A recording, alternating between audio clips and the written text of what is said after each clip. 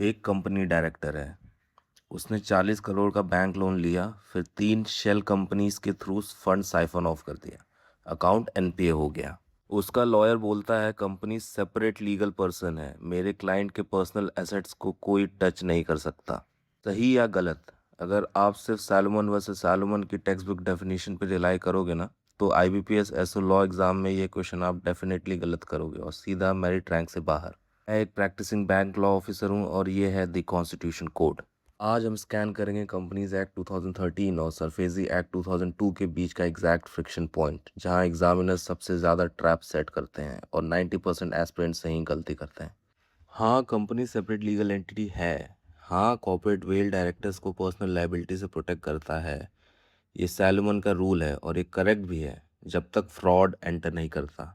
जैसे ही बैंक का internal audit deliberate siphoning, asset stripping या फ्रॉडुलेंट डाइवर्जन डिटेक्ट करता है, सिर्फ बिजनेस फेलियर नहीं बल्कि फ्रॉड, पूरा लीगल फ्रेमवर्क पलट जाता है। बैंक अब कॉर्पोरेट वेल डॉक्ट्राइन पर रिलाई नहीं करता, बैंक इन्वोक करता है doctrine of lifting the corporate veil. यहीं पर मोस्ट एस्पिरेंट्स मार्क्स खो देते हैं। उनको सरफेजी आता है, कॉर्पोरेट वेल भी आता है, पर दोनों को प्रोसीजरली कनेक्ट करना वही एक्चुअल एग्जाम का आंसर है। तो बैंक क्या प्रोसीजर अपनाएगा? स्टेप नंबर 1, बैंक इशू करता है 60 day demand notice under section 13(2) of the SARFAESI act against the corporate borrower.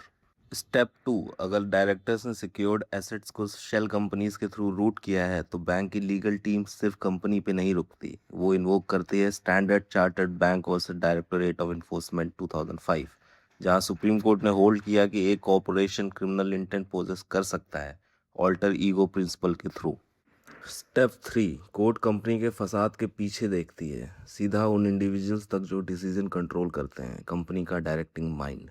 Section 14 application for physical position को कंबाइन करो कॉर्पोरेट वेल पियर्सिंग के एक्शन के साथ और bank separate legal entity defence को completely bypass कर देता है। डायरेक्टर्स पर्सनली और क्रिमिनली लायबल हो जाते हैं डिफॉल्ट के लिए। तो वापस अपने डायरेक्टर पे आते हैं, उसका सेपरेट लीगल पर्सन डिफेंस टिकता नहीं है। फ्रॉड ने वेल पियर्स कर दिया जैसे ही इंटेंट प्रूव हुआ। ये प्रैक्टिशनर लेवल मटेरियल है, कोचिंग क्लास फ्लफ नहीं, और मैं इसे 2 मिनट वाइट बोर्ड ग्रिड में कोड करता हूँ हर रात। सब्सक्राइब करो द कॉन्स्टिट्यूशन कोड को। चलो अपना एग्जीक्यूटिव रैंक सिक्योर करते हैं। सी यू टुमारो।